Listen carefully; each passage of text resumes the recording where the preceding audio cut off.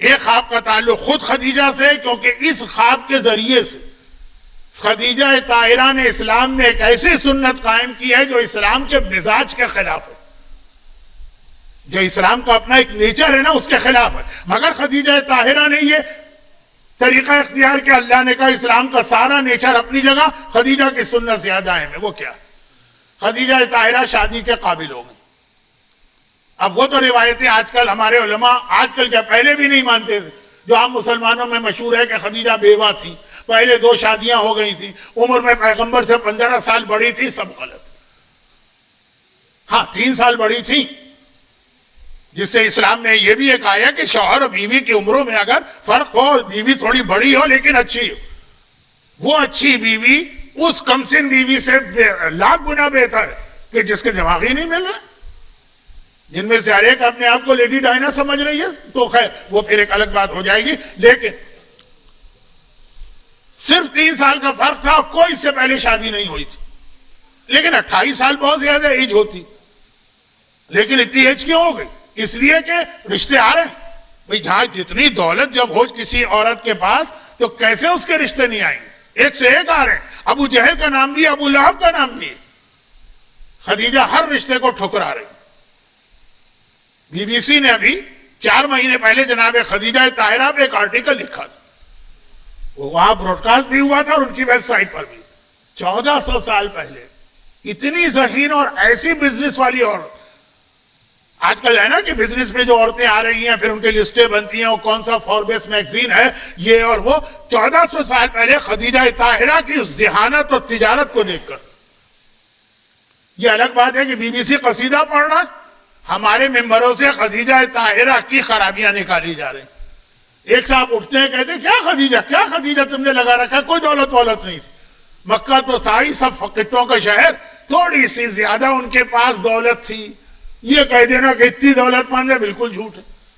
ایک دوسرے صاحب وہ بھی بہت مشہور ہے میلبرن کے مومنین میں، میلبرن میں نہیں ہے مشہور، کہا کہ یہ کیا اوٹ پٹانگ بات ہے کہ خدیجہ طاہرہ کے پاس 80,000 اونٹ تھے۔ یہ بحر الانوار میں روایت موجود ہے اور بھی کئی کتابوں میں، 80,000 اونٹ تھے خدیجہ طاہرہ کے۔ 80,000 اونٹ کیا مطلب؟ ایک اونٹ یعنی ایک کنٹینر، 80,000 کنٹینر۔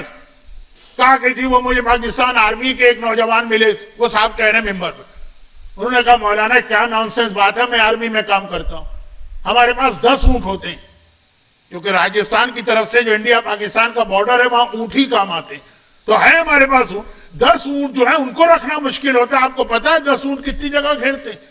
80,000 اونٹ کہاں رکھتی ہوں گی خدیجہ طاہرہ؟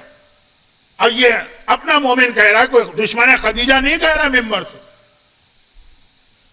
معلوم ہی نہیں ان کو کہ 80,000 اونٹ خدیجہ طاہرہ کے کسی ایک گھر میں نہیں بنتے تھے، یہ تو آپ نے اپنی طرف تصور کر لیا۔ تاریخ میں یہ لکھا ہے اس کے آگے 80,000 اونٹ تھے جو ہر وقت سامان تجارت لانے لے جانے میں لگے تھے، ایک یمن کے راستے میں تھے، شام کے راستے میں تھے، مصر کے راستے میں تھے، حبشہ کے راستے میں تھے، بحرین کے راستے میں تھے، جتنے اس زمانے کے ٹریڈ روٹس تھے سب پہ خدیجہ کے قافلے چلتے تھے، ساری ڈیٹیل ہے تاریخ میں۔ اور یہ اونٹ 10 اونٹ 15 اونٹ آپ لا کے الاسر یا پنجتن سینٹر یا کہیں اور باندھ دیجئے، آقان آپ کو لگے گا تو 15 اونٹ تو پوری جگہ گھیر لیں، لیکن صحرا میں اونٹ کو لے جا کے رکھیے۔ میں کراچی میں رمضان کے مہینے میں پورا مہینہ محفل جعفری میں تقریر کرتا تھا، رات کے 11 بجے شروع ہوتی تھی بلکہ 12 بجے، 1:30 بجے ختم ہوتی تھی رات کے، اور شب جمعہ 3:30 بجے۔ تو میں تو اس ماحول کا عادی ہوں، یہاں تو میں جب 50 منٹ ہوئے ہیں شاید، اور مجمع کو دیکھ رہا ہوں بے چین، تو مجھے تو وہی محفل جعفری یاد آئے گا۔ محفل جعفری کھارادر میں ہے، ممبر کے پیچھے کھڑکی تھی، کھڑکی سے جھانکیے سامنے وزیر مینشن ہے جہاں پہ قائد اعظم محمد علی جناح کا برتھ پلیس وہ صاف نظر آتا تھا، اور اس سڑک کے اوپر رات کے وقت سارے اونٹ باندھے جاتے تھے۔ میں اکثر کہتا تھا کہ مجھے تو ممبر پہ بیٹھ کے جنگ جمل کا مزہ آ رہا ہے، اتنے سارے اونٹ نظر آتے تھے۔ تو میں نے دیکھے اونٹ، لیکن اس سڑک کے اوپر جب محفل جعفری والے ایک مومن نظر آ رہے ہیں مجھے، اس سڑک کے اوپر 10 اونٹ، لگتا ہے پوری سڑک بھر گئی۔ اور مکے میں جب ہم لوگ جاتے ہیں زیارت کے لیے تو آپ کو پتا ہے نا، مکے کے اندر وہ کولڈ اسپاٹ جو ہوتے ہیں نا، ریفریشمنٹ کارنر، وہاں اونٹوں کا ہے، کیونکہ سنت ہے مسلمانوں کے یہاں اونٹنی کا دودھ پینا. انڈونیشیا کے قافلے آتے ہیں 500 کے, وہ سب شہر کے باہر جاتے ہیں جہاں اونٹنیاں بڑی تعداد میں ٹہل رہی ہیں, اس کا دودھ نکال کے ان کو دیا جاتا ہے. جیسے ہمارے یہاں لوگ وہ فالودے کے لیے جا رہے ہیں اور ملک شیک کے لیے جا رہے ہیں, 500 اونٹ نظر سامنے ہے, خالی نظر ہی نہیں آتا صحرا میں اونٹ. سڑک کے اوپر آپ کو 10 اونٹ ایسا لگے پوری سڑک بھر گئی. صحرا اللہ نے ایسا بنایا, اونٹ کا کلر 500 اونٹ پتہ ہی نہیں چلتے. میں نے کہا کاش ان صاحب کو میں اپنے ساتھ لے جاتا اور ایک بار یہ اونٹنی کا دودھ بھی پلا دیتا اور یہ اونٹنیاں بھی دکھا دیتا. اسے کہیے ہماری فقہ میں اونٹنی کا دودھ پینے سے کوئی رشتہ نہیں بنتا. بعض مسلمان کہتے ہیں کہ اونٹنی کا دودھ پینے سے اونٹنی سے رشتہ بن جاتا ہے, وہ تمہاری بہن ہو جائے گی یا ماں ہو جائے گی. خیر اس کا وقت نہیں ہے میرے پاس فضول باتوں. 80,000 اونٹ خدیجہ طاہرہ کا سامان تجارت. جب میں اپنے لوگوں کو اپنے ممبر سے خدیجہ طاہرہ کی شان میں اس حوالے سے گستاخی کرتے سنتا ہوں کہ انہوں نے وہ چیز دیکھی ہی نہیں ہے جس پہ وہ کامنٹ کر رہے ہیں, دیکھی ہی نہیں ہے, کامنٹ کر رہے ہیں. تو خدیجہ طاہرہ ایک سے ایک رشتہ آ رہا, دل نہیں مانتا, کسی پہ راضی نہیں. ایک دن ورقہ ابن نوفل کے پاس گئی. دلچسپ واقعہ, اگر آپ نے پہلے نہیں سنا تو زیادہ مزہ آئے گا, سنا تب بھی کوئی حرج نہیں. ورقہ ابن نوفل کے پاس گئی. ورقہ ابن نوفل ہماری روایتوں میں ہے خدیجہ طاہرہ کے چچا تھے, اور عام تاریخوں میں ہے کہ چچا کے بیٹے تھے فرسٹ کزن, لیکن خیر ہمارے یہاں چچا. اور یہ اسلام سے پہلے سے ہی اہل کتاب میں تھے, بت پرست نہیں تھے, بتوں کی پوجا نہیں کرتے تھے, اور بہت بڑے عالم تھے اپنے مذہب کے. اور جانے کے بعد کہا کہ چچا 28 سال کی عمر اس زمانے کے اعتبار سے بہت زیادہ, بلکہ شاید آج بھی زیادہ ہو لڑکی کی. میری عمر گزری جا رہی ہے اور سمجھ میں نہیں آتا میں کس سے شادی کروں. ورقہ نے کہا کہ کیا کوئی رشتہ نہیں آ رہا؟ آپ کو پتا ہے ایک سے ایک رشتے آ رہے ہیں, میرا دل کسی رشتے پہ نہیں ٹھک رہا. کوئی طریقہ ہے کہ پتہ چل جائے کہ کس سے میری شادی مناسب رہے گی؟ کہا بیٹی خدیجہ میرے پاس ایک خاص کتاب ہے تعویذ اور دعاؤں کی, یہ حضرت موسیٰ کے زمانے میں لکھی گئی اور پھر یہ منتقل ہو کے مجھ تک آئی. یہ کتاب وہ نہیں ہے جو باپ بیٹے کو دیتا ہے, یہ کتاب وہ ہے جو استاد اپنے شاگرد کو دیتا, جو اہل نظر آئے. یہ بہت مخصوص لوگوں نے اس کو دیکھا ہے, اور اس میں خاص کچھ طلسم ہیں, عملیات ہیں, تعویذ ہیں, دعائیں. میں اس میں سے خاص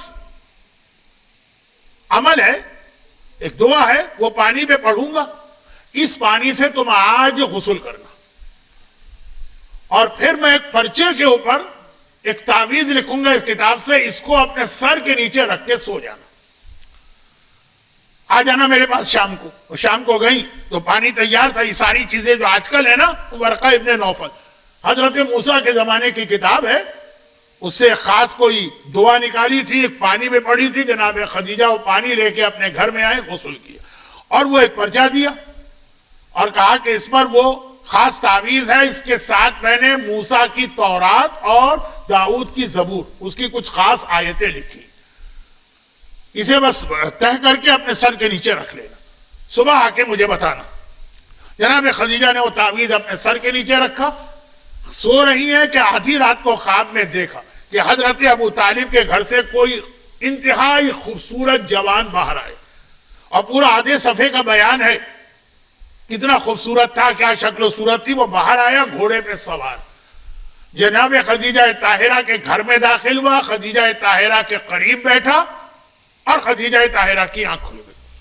اب نیند نہیں آ رہی, خدیجہ طاہرہ کو نیند نہیں آ رہی ہے, کسی طرح جلدی سے رات ختم. صبح سویرے فوراً اپنے چچا کے پاس گئی. ورقہ نے دیکھا, کہا کہ ہاں خدیجہ کیا خبر لے کے آئی ہو, تعویذ سے کوئی فائدہ ہوا؟ کہا کہ میں نے تعویذ میں یہ منظر دیکھا. کہا کہ کیا تمہیں پتا ہے کہ وہ جو حضرت ابو طالب, حضرت تو میں کہہ رہا ہوں, ابو طالب کے گھر سے جو نوجوان باہر نکلا وہ کون تھا؟ متوجو بتاج الکرامہ وشفیع یوم القیامہ سید العرب والعجم محمد ابن عبداللہ ابن عبد المطلب ابن ہاشم. پتا ہے کون؟ یہ وہ ہے جسے اللہ نے کرامت کا تاج پہنایا ہے. الشفیع یوم القیامہ، قیامت کے دن ہر گناہگار کی شفاعت کرنے والا قرار دیا۔ سید العرب ہے، عرب اور عجم کا سردار، ہاشم کا پر پوتا، عبد المطلب کا پوتا اور عبداللہ کا بیٹا، اور اس کا نام محمد ہے۔ یہ کہاں دروازے پہ نوکنگ ہوئی؟ خدیجہ گئی تو کنیز کھڑی تھی، کہا کہ ابو طالب کا پیغام آیا ہے کہ وہ ہم لوگوں سے ملنا چاہتے ہیں، آپ کا انتظار گھر پہ ہو رہا ہے۔ جناب خدیجہ طاہرہ گھر آئیں، ابو طالب آئے، اکیلے نہیں آئے، رسول کو لے کے آئے۔ اور پھر وہ لمبا واقعہ کہ کہا کہ میں یہ چاہتا ہوں کہ میرا بھتیجا تجارت میں تمہارا پارٹنر بنے، نوکر نہیں۔ رسول خدا جناب خدیجہ کے نوکر بن کے مالک تجارت لے کے نہیں گئے تھے، مضاربہ، یعنی ایک آدمی انویسٹ کرتا ہے، دوسرا آدمی محنت کرتا ہے، سلیپنگ پارٹنر، اور وہ جو فیلڈ میں کام کرتا۔ اچھا، جس وقت یہ بات طے ہو رہی تھی، پیغمبر خود نہیں تھے وہاں پہ۔ خدیجہ نے کہا کہ اے ابو طالب، میں آپ کا احترام کرتی ہوں لیکن میں صاحب معاملہ سے خود سننا چاہتی ہوں۔ حضرت ابو طالب نے اپنے غلام سے کہا کہ جاؤ بلا، نہیں، اپنے چھوٹے بھائی عباس سے کہا، عباس جاؤ بلا کے لاؤ۔ او بلا کے لائے پیغمبر۔ بڑے دلچسپ واقعات ہیں، میں نے شاید شروع میں کچھ غیر متعلقہ باتیں کر کے تھوڑی زیادتی کر دی، بس میں اختتام پہ آ رہا ہوں۔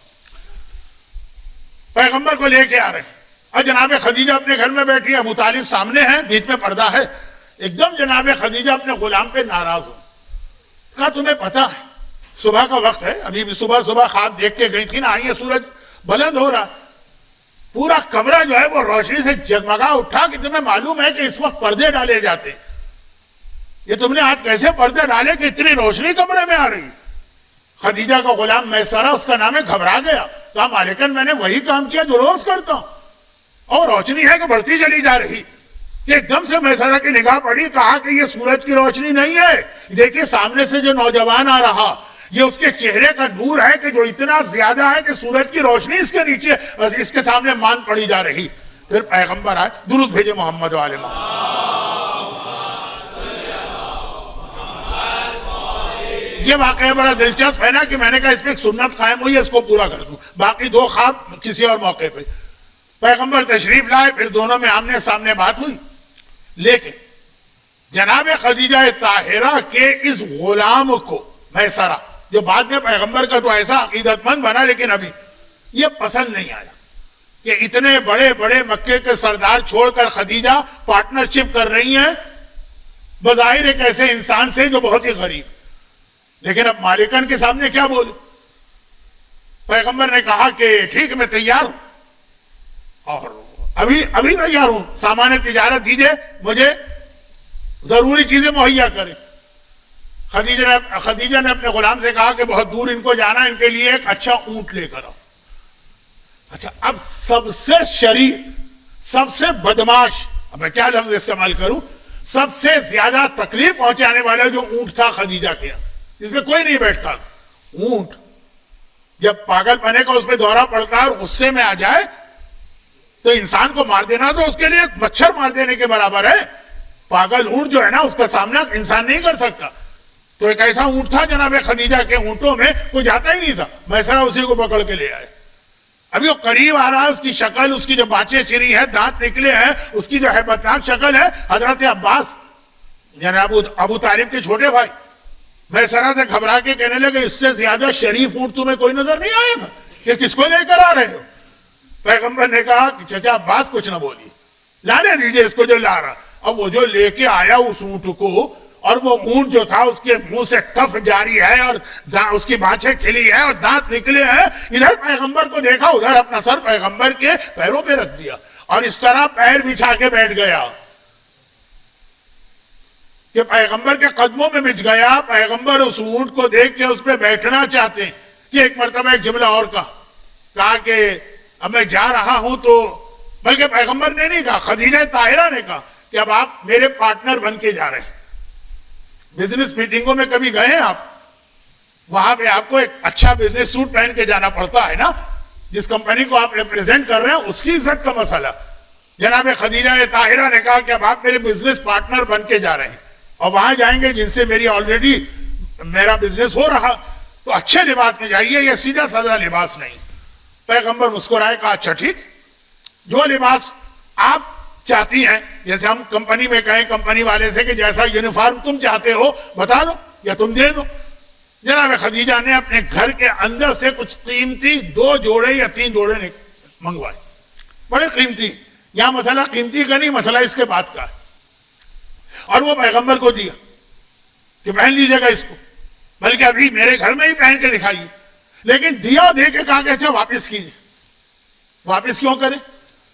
کہا کہ یہ جو لباس ہے نا یہ ذرا سائز میں بہت بڑے، تو میں خود بھی جانتی ہوں یہ سینہ پرونا ملکہ ہے لیکن یہ چیزیں جانتی تھی، میں اس کو کاٹ کر آپ کے سائز کا کر رہی. اب یہ آج کل کے طرح کے لباس پہلے نہیں ہوتے تھے کہ اب آپ کہیں گے کہ وہ کم از کم 3 دفعہ تو ٹرائی ہونا چاہیے یا 2 دفعہ، تو یہ سب تو نہیں. کہا میں اس کو ٹھیک کرتی. پیغمبر مسکرائے اور کہا کہ آپ کو کچھ کرنے کی ضرورت نہیں. دنیا کا کوئی بھی لباس ہو اگر میرے قد سے چھوٹا ہے میرے جسم پہ آ کے اس کے مطابق ہو جائے گا، میرے قد سے بڑا ہے تو خود ہی گھٹ کر میرے جسم کے مطابق ہو جائے گا. اور یہ میں بھی آپ کو دکھاتا ہوں. اور یہ کہہ کر وہ جو عربوں کا آپ نے دیکھا ہوگا بڑا سا کرتا ہوتا ہے جو میں بھی پہنے ہوئے ہوں، وہ تو لباس کے اوپر ہی آ سکتا. پیغمبر نے پہنا وہ کرتا اور وہ کرتا خود بخود پیغمبر کی فٹنگ کے مطابق ہوتا چلا گیا.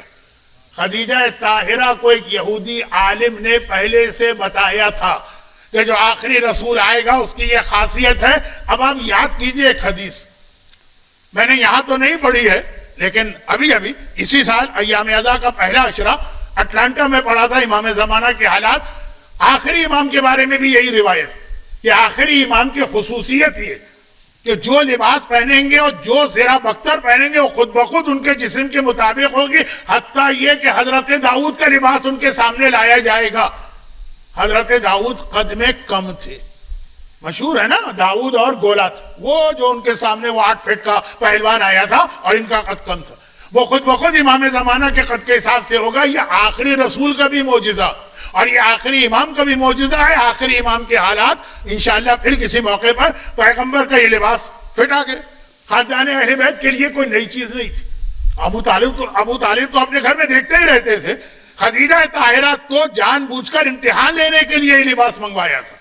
دل کو اطمینان ہو گیا. پیغمبر گئے، بہت مختصر کر رہا ہوں، گئے تجارت کر کے واپس آئے. اور میرے آخری جملے، جب واپس آئے تو ایک مرتبہ خدیجہ طاہرہ نے بلایا اور بلانے کے بعد کہا کہ میں چاہتی ہوں کہ آپ سے شادی کروں اور میں اپنا نکاح خود آپ سے کر رہی. اچھا عرب میں آج بھی یہ رواج آپ لوگ شادی کے حوالے سے کب پاگل ہو جاتے ہیں؟ جب بیٹیاں ہوں ان کے جہیز کا انتظام کرتے کرتے آدمی بوڑھا ہو جاتا. عربوں میں الٹا، اور وہاں پہ لڑکے والے بوڑھے ہو جاتے ہیں دلہن کے مہر کا انتظام کرتے کرتے. وہ مہر جو ہے نا پریسٹیجس چیز ہوتی ہے. اگر کسی لڑکی کا مہر کم ہے تو اس کی توہین ہوتی ہے کہ اس میں کوئی کمی اور خرابی، اور وہ لڑکے کو مہر دینا پڑتا. دینا تو ہمارے یہاں بھی پڑتا ہے لیکن کون دیتا دلاتا. 32 روپے 8 آنے تو مہر ہوتا ہے، 8 آنے تو ویسے ہی پکڑا دیتے ہیں، 32 روپے کون دے گا. لیکن عرب میں آج بھی سب سے بڑا مسئلہ عربوں کا ہے. سعودی حکومت کا پورا فنڈ ہے، دبئی حکومت کا پورا فنڈ ہے لڑکوں کو وہ رقم دینا جس سے وہ اپنی بیویوں کا مہر دیں. بیویاں بھی عاجز ہیں، ہمیں نہیں چاہیے اتنا بڑا مہر، لیکن اگر ہم کم مہر پہ شادی کریں گے پورے خاندان میں تھوتو ہوگی، نہ کٹ جائے گی. تو یہ عربوں کا پرانا رواج ہے. جناب خدیجہ نے کہا میں خود اپنا نکاح آپ سے کر رہی. اور ابھی پیغمبر واپس آئے، ابو جہل ابو لہب سب برابر رہتے، وہ بھی آ گئے تھے. کہا کہ اے خدیجہ مگر تم شادی کر رہی ہے کروڑ پتی نہیں، ارب پتی نہیں، کھرب پتی، اور یہ تو کچھ بھی نہیں ہے اس کے پاس کھانے کو، یہ تمہارا مہر کہاں سے دے گا؟ خدیجہ نے کہا اپنا مہر میں اپنی رقم سے اس کو دوں گی، میری رقم سے ہی میرا مہر ادا کرے. ایک مرتبہ ابو جہل ابو لہب کہا لگا کے ہنسنے لگے، کہنے لگے ایسا بھی کبھی دیکھا ہے بیویاں اپنا مہر اپنے شوہروں کو دے؟ بھلا یہ ہوتا ہے؟ جناب خدیجہ نے کہا اگر تجھ جیسے شوہر ہو تو کسی بیوی کو مہر نہیں دینا چاہیے، لیکن محمد جیسا شوہر ہو تو اس کے اوپر تو اپنے حق کو قربان کر دینا چاہیے.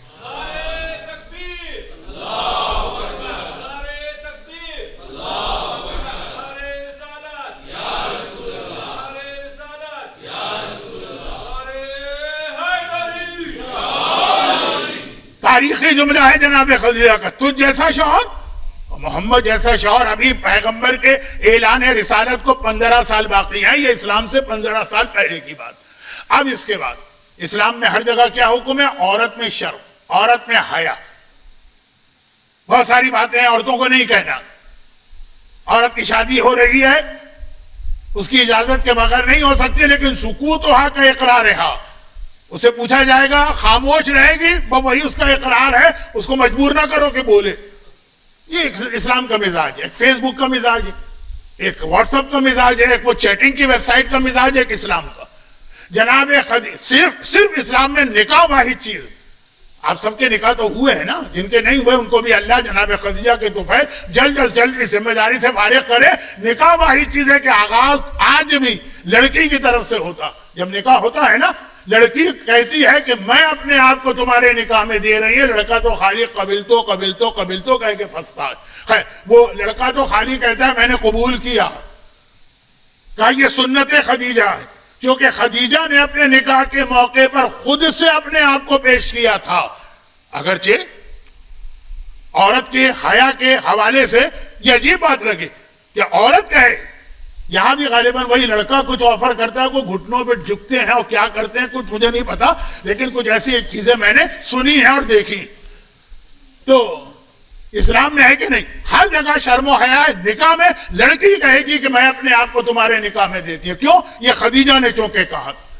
وہ سنت خدیجہ ایسی اللہ کو پسند آئی کہ قیامت تک اس حلال نعمت کو خدیجہ کے ذریعے سے دیا جائے گا۔ اور خدیجہ کی ایک چھوٹی، یہ اب جو بات کہہ رہا ہوں یہ تو صرف ایک جملہ، اور ایک چھوٹی سنت اور سن لی۔ چھوٹی کا مطلب رتبے میں چھوٹی نہیں ہے، بیان کرنے میں 1 منٹ کی۔ اللہ کا رسول کون ہے؟ کائنات کو دینے والا۔ سب کچھ ہم کو ملتا ہے کہ محمد سے وفا تو نے تو ہم تیرے ہیں، جہاں چیز ہے کیا لوح و قلم تیرے، ہمیں سب رسول کے ذریعے ملتا۔ رسول سب کو عطا کرتے ہیں، مگر 2 منزلیں ایسی ہیں جہاں رسول نے کسی سے مانگا۔ دینے والا جب مانگ رہا ہو، بتائیے دینے والے کا رتبہ زیادہ ہے کہ جو مانگ رہا ہے اس کو جو دے رہا؟ 2 ہی مرتبہ پیغمبر کا جملہ ملتا ہے کہ مجھے تم سے کچھ چاہیے۔ دوسرا تو آپ کو یاد ہے، اِتِینِ بِالْكِسَاءِ الْيَمَانِ فَقَدِّینِ بِهِ، بیٹی فاطمہ کے گھر میں مانگ رہے ہیں بیٹی اپنی وہ چادر جو یمن کی بنی ہوئی ہے وہ تو لے کر آؤ اور مجھے اڑا دو۔ پیغمبر نے مانگا، ایتینی کا لفظ کا مجھے عطا کرو، مجھے دو۔ فاطمہ سے چادر پیغمبر نے مانگی، حدیث قصہ بنی۔ اوروں کا تو مجھے پتا نہیں، روایتیں تو بہت بنا لی گئی کہ فلاں کے بستر میں وہی آتی ہے اور فلاں کے لحاف میں وہی آتی ہے۔ چادر تطہیر میں آئے تطہیر نازل ہوئی ہے، فاطمہ کی قصہ یمانی میں وہی آئی ہے، یہ طے شدہ اور ثابت شدہ بات۔ مگر اس سے پہلے پیغمبر نے کسی اور سے چادر مانگی، اب وہ اتنے حسین انداز میں مانگی ہے کہ فاطمہ کی چادر کا ذکر قرآن میں نہیں آیا، چادر کے اندر نازل ہونے والی آیت کا ذکر آیا۔ اور اس سے پہلے جو پیغمبر نے چادر مانگی ہے وہ اتنا حسین کہ قرآن نے اس چادر کا ذکر قرآن میں کر دیا، اور ایک نہیں 2 جگہ۔ غار حرا میں جبرائیل آئے، کہا آج سے آپ رسالت کا اعلان کریں، اقرا بسم ربک الذی خلق۔ پہلی آیت پیغمبر سیدھا حضرت خدیجہ کے گھر میں آئے اور 2 لفظ کہے، کہنا وہی چاہ رہے ہیں جو بعد میں فاطمہ سے کہا، ایتینی بالکساء الیمانی فغطینی بہ، غطا یعنی ڈھانپ دینا، وہی کہنا چاہ رہے ہیں، لیکن کیا لفظ استعمال کیا؟ کہا اے خدیجہ دثرونی زملونی، دثرونی زملونی، دثر اور زمل دونوں چادر کو کہتے ہیں۔ دثرونی مجھے چادر اڑھاؤ، زملونی مجھے چادر اڑھاؤ۔ وہ بیٹی سے کہا، یہ ماں سے کہہ رہے ہیں، ماں سے جو کہا خدیجہ نے لا کے چادر اڑھائی۔ اللہ کو یہ ادا اتنی پسند آئی کہ قیامت تک کے لیے 2 سورے نازل کر دیے، یا ایھا المزمل و یا ایھا المدثر۔ مزمل کے معنی ہے چادر خدیجہ پہننے والے، مدثر کے معنی ہے چادر خدیجہ اوڑھنے والے۔ وہ ماں نے چادر دی تو ایسی کہ قیامت تک کے لیے قرآن میں دثرونی آ گئی۔